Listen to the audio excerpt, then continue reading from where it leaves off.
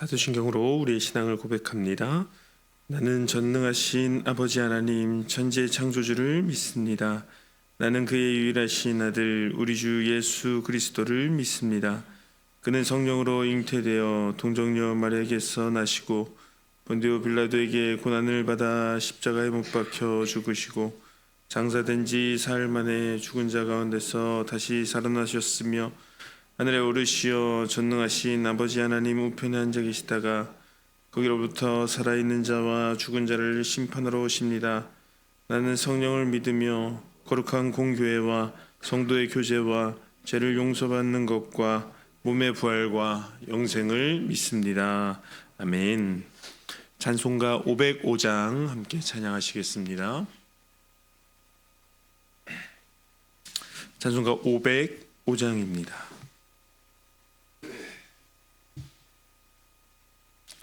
온 세상 위하여 나 복음 전하리.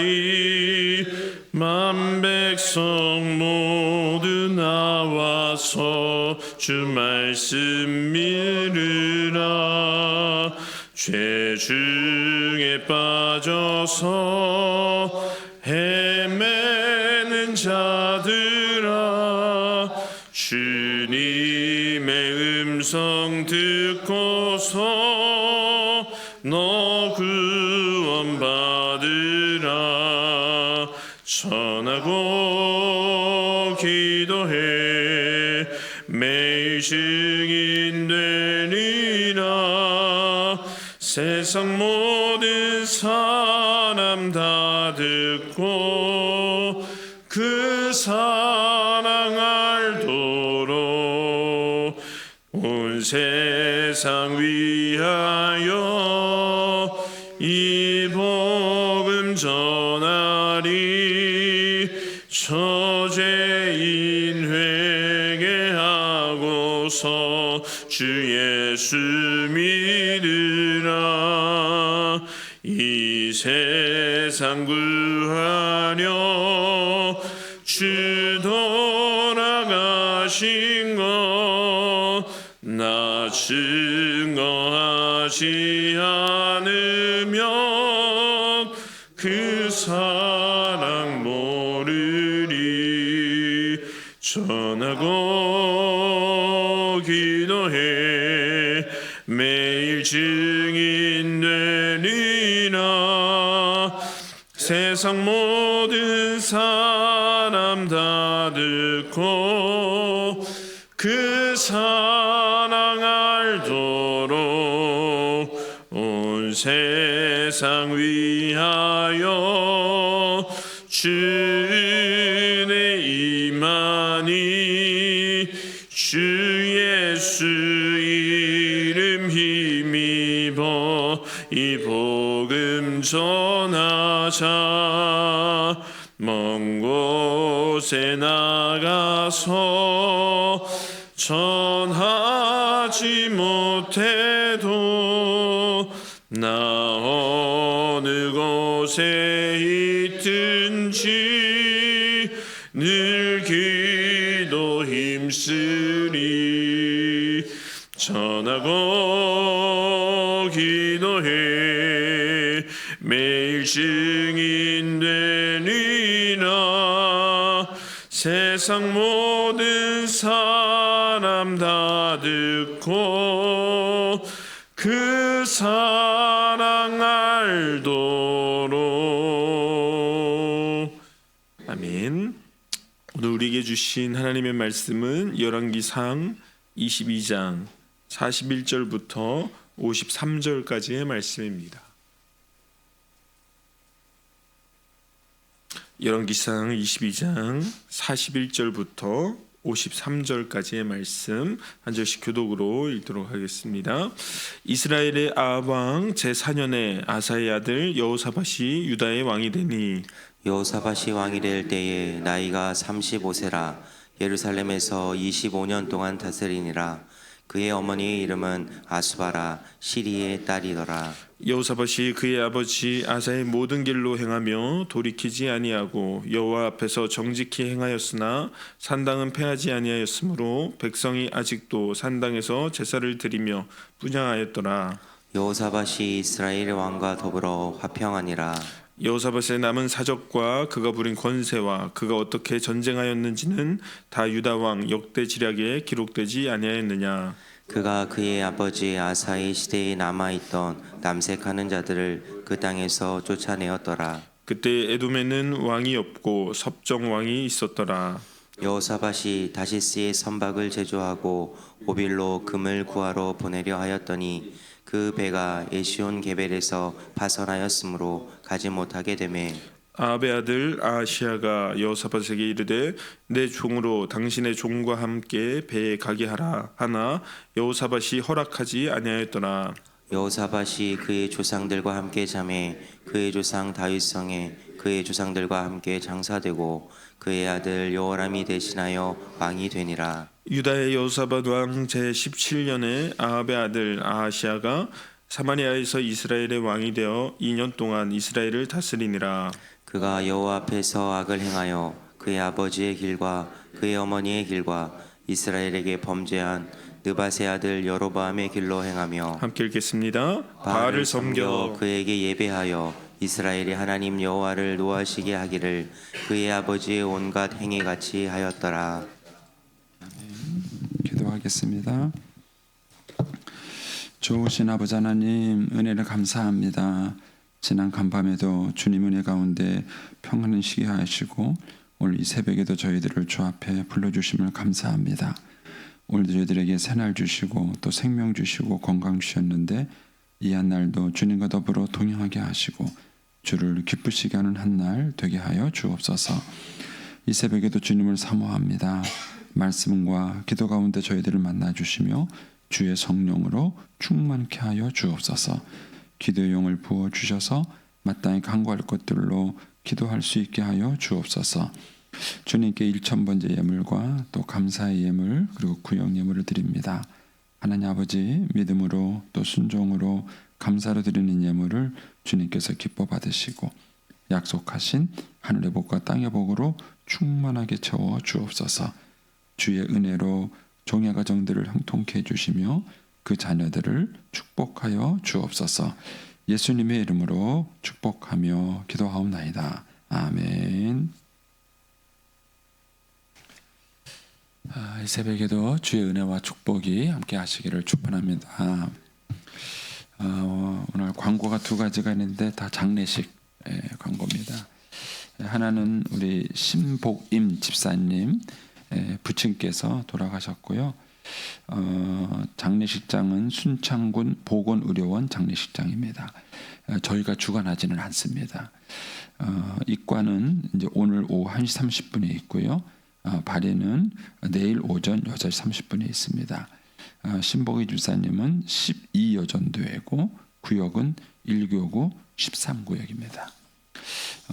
그 다음에 또 저희 교회의 그 윤석성 안수 집사님께서 이제 어제 소천하셨습니다. 치료받으시다가 갑자기 쇼크가 오셔서 돌아가셨는데요. 장례식장은 부여 권양대병원 장례식장입니다. 윤석성 안수 집사님은 저희 교회에서 장례식을 주관합니다. 그래서 입관 예배가 오늘 오후 2시에 있고요. 교회에서는 1시 50분에 출발하도록 하겠습니다. 발인 예배는 내일 오전 9시 30분에 있습니다. 교회에서는 9시 20분에 출발하겠습니다. 우리 부인 대신 문옥수 집사님은 4여전도회고요. 우리 아들을 내시는 윤경일 집사님은 8남전도회, 또 우리 며느리 하문희 권사님은 15여전도회입니다. 문옥수 집사님은 이제 2교구 27구역이고요. 우리 윤경일 집사님은 4교구 55구역입니다. 운구팀은 2조 우리 579 남전도에서 수고해 주시기 바라고요. 또 조가팀에 또 수고를 부탁드립니다. 네, 갑자기 전화생에서 이제 신집사님은 제가 이제 어제 총회 끝나고 이제 그 총회 장소하고 이제 순창이 멀지 않아서 제가 어제 먼저 문상을 다녀왔습니다. 혹시 또 가실 필요한 분들이 있으시면 사무실에 연락하시면 또 교회에서 차량을 준비할 수 있도록 그렇게 하겠습니다. 자, 오늘 열왕기상 이제 마지막입니다. 5월 달도 마지막이고 열왕기상도 마지막이고 이 열왕기상을 이제 기록한 목적은 이스라엘이 이제 망했을 때 왜 우리나라가 망했는가 하는 것을 이제 돌이켜보고 나라를 다시 회복하려는 그런 희망에서 이 열왕기상을 기록한 것입니다. 이스라엘이 망했을 때 망할 때 앞부분에 기록한 것이 열왕기고요. 그다음에 나라가 망하고 난 다음에 70년 후에 하늘 면으로 회복이 되죠. 그때 그 회복을 꿈꾸면서 기록한 것이 역대기입니다. 그래서 이제 열왕기 상하와 역대기는 비슷한 이스라엘의 왕의 역사지만 약간 이제 시기와 관점이 좀 다르다 하는 것을 좀 보시면 이제 본문을 좀 이해하기가 좋습니다. 오늘 본문에는 유다 왕 이제 여호사밧 얘기와 이스라엘의 왕 그러니까 아하시아 얘기가 이제 여기 아주 간략하게 기록되어 있습니다. 역대기하고 비교해 보면은 내용을 굉장히 축약해서 기록을 했습니다. 이렇게 축약해서 기록한 것은 아마 이 두 가지 사건을 한꺼번에 좀 들여다볼 수 있게 하기 위해서 이제 그런 것이 아니겠는가 이제 그런 생각을 합니다. 자, 이제 내용을 좀 더 보면서 이제 한번 비교를 해보면 좋을 것 같습니다. 41절에 보시면 이스라엘의 왕 아합 왕 제4년에 아사의 아들 여호사밧이 유다의 왕이 됐습니다. 그래서 42절에 보니까 여호사밧이 왕이 될 때에 35세의 왕이 돼서 25년 동안 통치를 한 것으로 그렇게 나와 있습니다. 그러면서 이제 43절에 여호사밧을 딱 표현하는데 뭐라고 표현하면은 그의 아버지 아사의 모든 길로 행하며 돌이키지 아니하고 여호와 앞에서 정직히 행하였다. 이렇게 이제 그 여호사밧을 표현하고 있습니다. 그런데 이제 51절로 한번 가보시면 유다 왕 여호사밧 왕이 제 17년에 아합의 아들 아하시아가 사마리아에서 이스라엘의 왕이 되어 2년 동안 짧은 기간이죠. 2년 동안 이스라엘을 다스렸습니다. 아합이 어떻게 죽었는지는 우리 알죠? 우리 어제로 묵상한 것처럼 이제 아합이 이렇게 죽었는데 죽고 난 다음에 그 아들 이제 아하시아가 이제 왕이 됐는데 2년 동안 다스렸습니다. 그런데 52절에 가면 이 아하시아가 어떻게 이제 왕으로서 통치를 했느냐는 얘기가 나옵니다. 그가 여호와 앞에서 악을 행하여 그의 아버지의 길, 그의 어머니의 길과 이스라엘에게 범죄한 느밧의 아들 여로보암의 길로 행하였다. 이렇게 표현합니다. 그래서 이 52절과 43절을 비교해 보시면 이 여호사밧이라는 왕과 그 다음에 아하시아라는 왕의 모습이 이제 비교가 됩니다. 여기서 이제 길이라는 얘기가 나오는데 사실 저와 여러분은 창조주가 아니죠. 우리의 어떤 의지와 노력에 의해서 세상에 태어난 것이 아니라 살아보니까 태어난 거예요. 태어나서 사는 것이죠. 그러니까 이런 우리에게 가장 문제가 되는 것은 뭐냐 하면은 어떻게 사느냐 하는 문제. 어떻게 사느냐. 내가 뭘 하고 어떻게 살아가느냐 하는 것이죠. 이거는 우리의 일평생의 문제예요.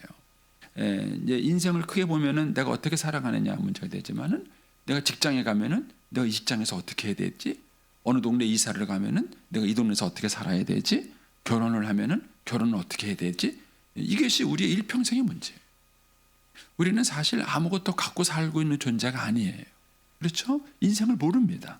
내일도 모르고 우리는 두 번 인생을 사는 것이 아니라 한 번 인생을 사는 거예요. 그러니까 우리의 모든 것들은 다 미지의 세계가 될 수밖에 없어요. 인생을 사는 것도 어떻게 살아야 되지? 결혼 생활도 어떻게 해야 되지? 직장 가는 것도 어떻게 되는 거지? 그런 것이죠. 사실 어떤 면에서는 직분을 받는 것도 그렇지 않습니까? 교회 직분을 받아서 내가 집사가 어떻게 하는 거지? 권사가 어떻게 하는 거지? 장로는 어떻게 해야 되는 거지? 목사는 어떻게 되는 것이지? 이런 것들이 우리의 인생에서 살아가는 당면의 문제예요.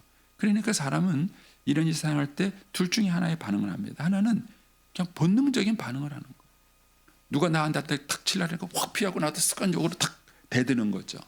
이렇게 본능적으로 반응하면서 인생을 살아갈 수도 있고, 또 아니면 자기 나름대로의 뭔가의 모델을 찾는 거예요. 예. 그래서 사람들은요 굉장히 주관적이고 똑똑한 것 같지만은요 남의 눈치를 엄청 보며 살아갑니다. 남들은 어떻게 하나, 저 사람은 어떻게 사나, 무엇은 어떻게 하나, 이것이 그 사람의 인생길이 되는 거예요. 근데 우리가 조금만 생각해 보면은 이게 굉장히 어리석은 것입니다. 만약에 제가 뭐 예를 들어서 우리 조창호 자녀님이 뭐 내 인생 선배고 목회 선배라고 가정을 해서 제가 만약에 조창호 자녀님을 따라가요. 그러면은 조 자녀님이 제 인생을 책임져 줄까요?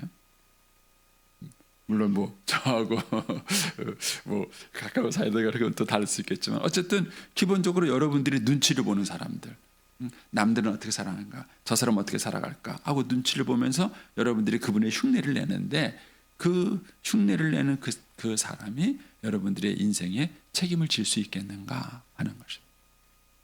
이런 것들을 조금만 생각해 보면 우리 인생이 굉장히 불안하고 어리석은 인생을 살아간다는 사실을 알 수 있습니다. 근데 그러다 보니까 사람은 모델을 찾게 돼 있어요. 길을 찾게 돼 있습니다.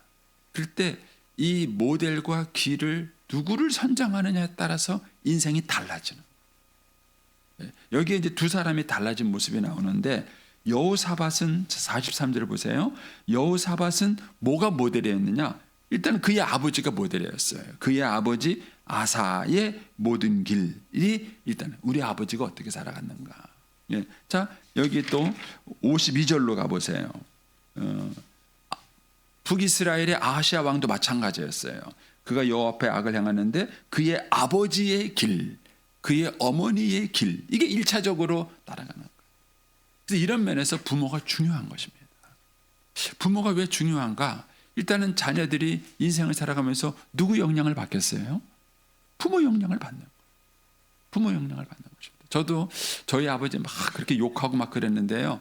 제가 결혼을 하니까는요, 우리 아버지한테 보고 배운 걸 따라 하더라고요. 그 중에서는 제가 싫어하는 것도 있었어요. 아니, 나는 아버지처럼 안 살겠다, 이렇게 말한 것도 있었는데, 어느 날 보니까는요, 그게 내 몸에 배어 있더라고요. 내 몸에 배어 있어갖고 나도 모르게 그게 툭 튀어나오더라고요. 그러니까 부모가 중요한 이유가 여기 있는 거예요. 그 부모가 어떻게 삶을 살아가느냐는 것은 일단 자녀들이 1차적인 모델이에요. 일단 제일 자기를 사랑해주고 가까이 있는 분이고 자기를 키워주신 분이니까 일단 1차적으로 그 부모가 모델이 될 수밖에 없어요. 그런데 그 부모가 만약에 좋은 모델이었으면은 그 자녀는 인생을 덜 낭비하는 거예요. 그런데 만약에 그 부모가 나쁜 모델이었으면은 자녀가 살아가다가 어느 순간인가 깨닫겠죠. 깨닫고 우리 아버지 엄마 얘기긴 하지만 이거 틀린 거네 하고 깨달을 거예요. 그러나 이미 우회하는 거예요. 길을 갔다가 이미 잘못된 길로 시컨 잘못 갔다가 이게 아닌가네 하고 다시 돌아오는 동안 인생을 그만큼 낭비하는 거예요. 이런 면에서 부모가 바르게 살아가는 것이 참 중요합니다. 우리가 바르게 살아가게 되면 우리의 자녀들에게 그만큼 혼란을 적게 줄 수 있고, 그리고 그 아이들로 하여금 인생을 그만큼 적게 낭비하게 할 수 있는 것입니다. 그러니까 우리가 어떤 인생의 모델을 찾아가느냐 했을 때 일단 부모가 우리 삶의 모델인 것이죠. 자, 그런데 우리는 52절에 보면은 이 아하시아가 모델을 삼은 그의 아버지가 누굽니까? 아합왕이죠. 아합왕.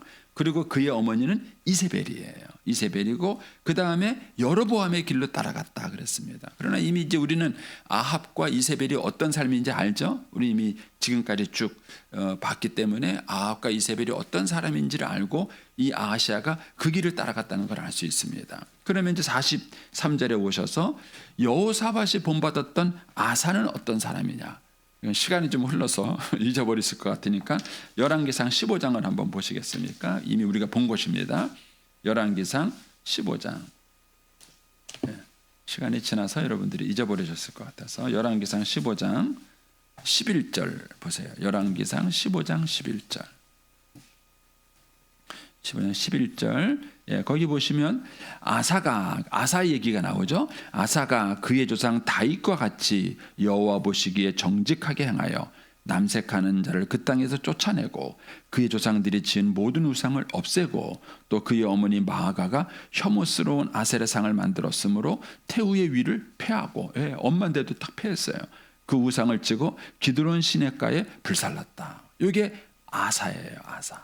그러니까 이 아사의 길로 이 여호사밧이 따라간 거예요. 자기 아버지가 살아간 그 모습대로. 그러니까는 이 아사는 믿음과 신앙으로 살아갔다는 사실을 알 수 있습니다. 그런데 이 여호사밧의 그 인생을 봤을 때 우리에게 크게 도전이 되는 것이 뭐냐면은 바로 44절이에요. 44절에 보시면 오늘 본문 44절입니다. 거기 44절에 보면은 여호사밧이 이스라엘 왕과 더불어 화평하니라. 그래서 화평했다. 이게 참 우리말 성경에는 조금 뉘앙스가 좀 덜 살아요. 그런데 이제 영어 성경에는 made peace 이런 말을 썼어요. 그러니까는 이 평화를 여호사밧이 인위적으로 만든 평화예요. 그러니까 어떤 평화는 하나님이 우리에게 주시는 그런 평화가 있는가 하면은 어떤 평화는 내가 의도적으로 만든 평화인 겁니다. 그래서 이 여호사밧 시대 때에는 이 남쪽 구스왕과의 전쟁도 있었어요. 근데 하나님이 다 이기게 해주십니다. 그런데 북이스라엘과의 관계를 맺을 때 북이스라엘과 화평의 관계를 맺기 위해서 여호사밧은 뭐냐면 결혼을 합니다. 북이스라엘과 사돈 관계를 맺는 것입니다. 자, 이거를 좀 이해하기 위해서 역대하 18장을 좀 보실래요? 역대하 18장. 역대하 18장. 성경 없으신 분은 그냥 얘기 들으면 됩니다. 혹시 여러분에게 좀 잘 살펴보라고 제가 소개하는 거니까. 역대하 18장. 여기 보면은 18장 1절에 뭐라고 되어 있습니까? 여호사밧이 부귀와 영화를 크게 떨쳤고 아합 가문과 혼인함으로써 인책 관계를 맺었더라. 그런 거예요. 그러니까는 북이스라엘과 평화롭게 지내는 방법을 뭘 택했느냐면은 이 아하시아는 혼인 관계를 택한 거예요. 그런데 문제는 그 북이스라엘의 아합 왕이 뭐죠? 하나님을 섬기는 왕이 아니었던 거예요. 철저하게 우상을 섬긴 거예요. 요즘 말로 말한다 그러면은 뭐냐면은요, 불신자와 결혼을 한 것입니다. 불신자와 결혼을 한 것이죠. 근데 왜 결혼을 했느냐? 평화를 맺기 위해서 결혼을 한 거예요. 그래 이것 때문에 여호사밧 왕이 치러야 될 대가가 뭐였죠? 우리가 어제까지 묵상한 내용이에요. 아합하고 놀러 갔다가 아합이 우리 아람하고 전쟁하는데 좀 같이 하겠습니까? 그러니까는 여호사밧이 아유 사돈 당연히 그래야죠. 우리 군대는 당신의 군대입니다. 이래가지고 아합 왕과 같이 전쟁터에 나간 거예요. 거기 나갔다가 뭐예요? 죽을 뻔했습니다. 여호사밧이 죽을 뻔하고 돌아온 거예요. 그러니까는 사돈을 잘못 맺었다가 죽을 뻔한 기회가 돌아온 겁니다. 그런데 여기서 끝나지 않습니다. 여기서 이 일이 끝나지 않고요. 역대하 21장입니다. 역대하 21장 6절로 한번 가보겠습니다. 21장 6절. 역대하 21장 6절에 가시면 아합 이 여호사밧 왕이 죽고 난 다음에 그의 아들 이야기가 나와요. 그의 아들 이야기가 나올 때 뭐라 그러냐면은 그가 이스라엘 왕들의 길로 행하여 아합의 집과 같이 하였어요. 그러니까는 여호사밧 왕의 아들은 우상을 숭배했어요. 근데 그 이유가 뭐냐? 이는 아합의 딸이 그의 아내가 되었습니다. 그러니까는 이세벨의 그 악한 왕의 딸이 이 여호사밧의 며느리가 된 거예요. 며느리가 돼갖고는 결국은 누구한테 영향을 줬느냐? 자기 남편한테 영향을 미친 거예요. 그래서 여호사밧이 자기가 하나님의 길을 잘 따른 것과는 달리 그의 아들은 우상을 따르게 된 거예요. 근데 그 이유가 뭐냐? 사돈을 잘못 맺은 거예요. 결국 이 일 때문에 그의 아들까지도 하나님의 징계와 어려움을 겪습니다. 여기 한 걸음 더 나가서 오늘 본문 48절을 보세요. 오늘 보면 48절에 보면은 여호사밧이 다시스의 선박을 제조하고 오빌의 금을 구하러 보내려 했더니 그 배가 에시온 게벨에서 파선하여서 가지 못하게 되매 아합의 아들 아하시아가 여호사밧에게 이르되 내 종으로 당신의 종과 함께 배에 가게 하라 하나 여호사밧이 허락하지 않았다. 이 사건을 이해하려면은요 역대하 20장 35절을 보셔야 됩니다. 역대하 20장 35절.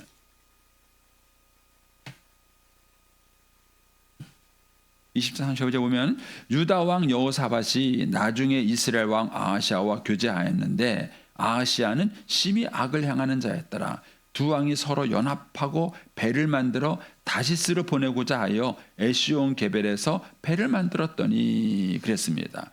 이것이 마렛 사람 도아우드와 아들 엘리에셀이 여호사밧을 향하여 예언하여 이르되 왕이 아하시아와 교제함으로 여호와께서 왕이 지은 것을 파하시리라 하였더니 이에 그 배들이 부서져서 다시스로 가지 못하였더라. 이런 말.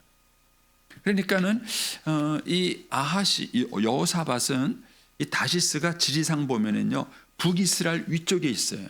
지금의 다마스커스 위쪽에 있거든요. 그러니까는 여기에 이제 그 배를 하려면은 아무래도 이 북이스라엘의 관계가 필요한 거예요. 둘이 협력해가지고 사실은 이제 나라를 부흥하였다는 그런 무역을 같이 한 거예요. 근데 결국 뭡니까? 불신자와 연합을 한 것과 마찬가지. 이것 때문에 그 배가 파선이 됐다는 얘기예요. 그러니까는 이제 여호사밧이 이제 아하시아에게 못하겠다 하고 이제 관계를 깼다는 그런 내용인 겁니다. 자, 여기까지 이해가 되시겠어요? 네. 자, 그러면 이제 정리를 해드리겠습니다. 이 여호사밧 왕은 한쪽으로는 좋은 그런 신앙의 아버지를 가지고 있었어요. 그래서 그 아버지의 역량을 따라서 출발이 좋았어요. 출발도 좋고 왕의 통치도 좋았어요. 그런데 어디서 실수를 했느냐 하면은 결혼을 불신자와 한 거예요. 불신자와 사돈을 맺은 것입니다. 이것 때문에 이 여호사밧은 뭡니까? 아합과 전쟁하러 갔다가 죽을 뻔한 위기도 겪고 그 다음에 사돈하고 또 무역을 했다가 그 배가 파산하는 어려움도 겪고 그 다음에 자기 아들을 나중에 자기가 죽고 난 다음에는 이 아들이 불신자 며느리의 영향을 받아가지고 하나님 보시기에 악한 왕으로 가는 거예요. 여기에서 이제 우리가 이 아침에 생각해 보고 싶은 것이 그거예요. 우리가 불신자와 결혼한 문제를 어떻게 생각할 것인가. 여호사밧은 본인의 신앙생활은 잘한 거예요. 본인은 신앙생활을 잘했지만 그러나 살다 보니까 이렇게 저렇게 해서 불신자들에게 관계를 맺게 돼. 이거는 사실 정치적인 역학이나 무역적인 관계나 이런 걸로 보면은 얼마든지 이해가 될 수 있는 상황이에요. 근데 그것이 결국은 이 여호사밧 왕에게 치명적인 어려움과 아픔을 가져오게 되는 이런 문제에서 우리가 한번 이 불신자와 관계를 갖는 이 결혼 문제에 대해서 여러분들이 한번 깊이 생각을 한번 해보셔야 합니다. 그럼 이제 막상 우리가 자녀를 키워보면서 알지만은요 쉽지 않습니다. 저도 이제 제 아들이 이제 지금 이제 결혼할 예비 며느리가 4번째 사귀는 여자일 거예요 아마 제 기억으로는. 너무 니럴하게 제가 공개를 하는데 일단 우리 아들이 믿음이 없었어요. 그래가지고 사귀는 아이들마다 다 불신자만 사귀는 거예요. 다 불신자만 사귀는 거예요. 제가 얼마나 힘들겠어요. 저하고 아내하고 생각을 참 많이 했습니다. 그리고 이제 여러 가지 고민을 많이 했어요. 그리고 저도 뭐 좋은 집안에 뭐 좋은 이런 믿음의 가정에 갖는 이런 배경을 택하고 싶은 마음이 있죠. 근데 그때 하나님이 저한테 책망하신 게 뭐냐면은 너는 잘난 집안이냐 그런 거예요. 저는 그렇죠. 사실 제가 결혼했을 때 우리 장인 장모님이 저를 구제해 준 거나 마찬가지예요. 불신자 집안에 저 혼자 달랑 예수 믿고 그 다음에 가난한 신학생이 거기에 누가 며느리를 주겠어요? 누가 딸을 주겠어요? 제가 곰곰이 생각해 보니까는요 저 같은 사위를 누가 데리고 오면 저도 안 줄 것 같아요. 딸을 안 줄 것 같아요. 근데 이제 저희 장인 장모님이 어쨌든 그렇게 택해 주신 덕분에 제가 어쨌든 믿음의 가정하고 결혼을 하게 된 거예요. 이런저런 것들을 생각하면은 그때 네가 그런 조건과 형편들을 다 따지는 게 맞냐? 이런 질문을 하나님이 저한테 하시는 거예요. 그래서 제가 기도를 한 거예요. 우리 아들이 그렇게 불신자와 사귀게 됐을 때에 그런 거 안 된다. 물론 이제 신자와 결혼하라는 얘기는 했지만 그러나 그것을 단순히 세속적인 세상적인 관점에서의 무슨 가문의 형편의 배경에 이런 거를 일단 안 보기로 한 거예요. 안 보기로 하고 하려니까 참 마음이 힘들더라고요. 여러 가지로 힘들더라고요. 그런데도 이제 기도하면서 인내하니까 하나님이 정리를 해주셨어요. 첫 번째인, 두 번째인, 세 번째 정리하고 결국 이제 지금의 예비 며느리의 아이를 만난 거예요. 만났는데 아이는 참 좋아요. 참 착하고 성품도 좋고 다 좋은데 믿음이 없다는 거예요. 다 좋은데 믿음이 없다는 거예요. 근데 어쨌든 이제 아내하고 저는 이제 기도하면서 최악의 경우라면 이 불신 며느리라도 맞아들여야 되겠다. 그리고 맞아들이고 어떻게 그러면 이 아이에게 그런 신앙을 갖게 하고 믿음의 가정을 세워갈 것인가. 이게 이제 저하고 아내하고 숙제였어요. 근데 어쨌든 하나님께서 그 중간 스토리를 역사하셔서 재작년에 우리 아내가 아프기 재작년에 우리 예비 며느리 될 아이가 먼저 은혜를 받았어요. 코스타 가서 먼저 은혜를 받았어요. 얘가 확 달라졌어요.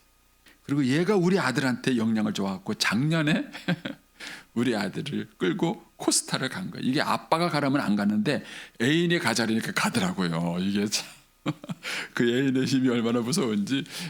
그래가지고 이제 갔는데 우리 아들이 거기서 은혜를 받았어요. 그래서 자기 말로는 그래요. 작년 8월 달이 자기는 새신자라 그래요.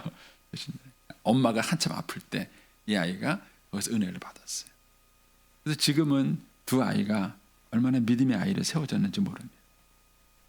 제가 이제 여러분에게 드리고 싶은 말씀은 그거예요.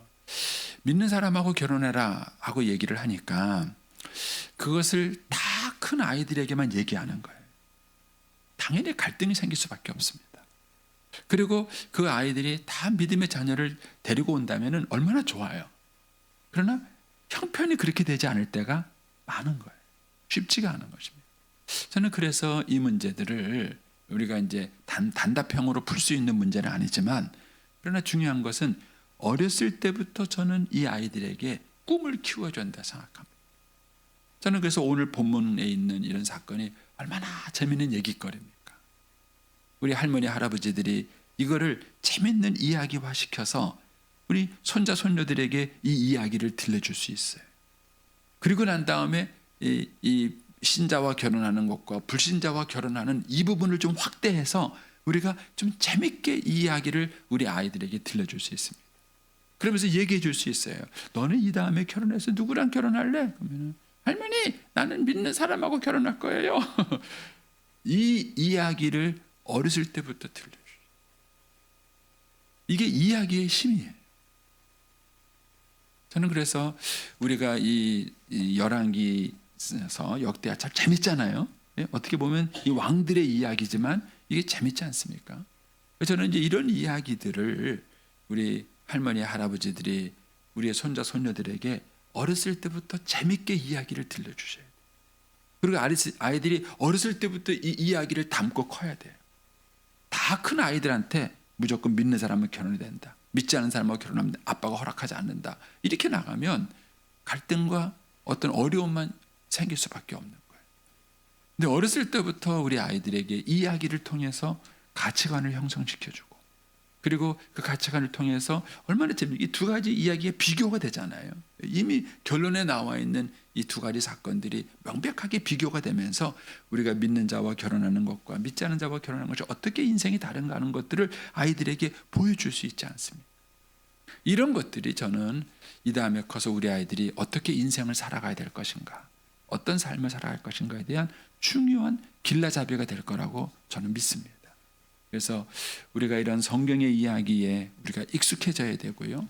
그리고 어떻게든지 그 이야기를 재밌게 우리 아이들한테 들려줘야 되고 그 다음에 그 아이들이 커서 내가 어떻게 인생을 살 것인가 라는 그런 방향성을 결정할 때 어렸을 때 들었던 그 이야기, 정말 나의 사랑하는 책, 어머님의 무릎 위에 앉아 재미있게 듣던 그런 어떤 이야기가 떠올라서 그 말씀이 아이들의 삶의 안내가 되고 기준이 되고 표준이 된다면 그때 그 아이들은 모르겠지만 그 아이가 60, 70이 돼서 나이가 먹었을 때 그런 말을 할 겁니다. 아, 그때 할머니 할아버지한테 들었던 그 이야기가 내 인생의 길레잡이가 됐고 그것 때문에 내가 인생을 낭비하지 않고 방황하지 않고 참 인생을 잘 살았다. 이런 고백을 하지 않을 수 있겠는가 하는 것입니다.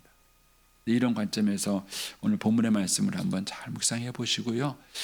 우리가 어떤 모습으로 살아가는 것이 하나님 앞에 바른 것인가.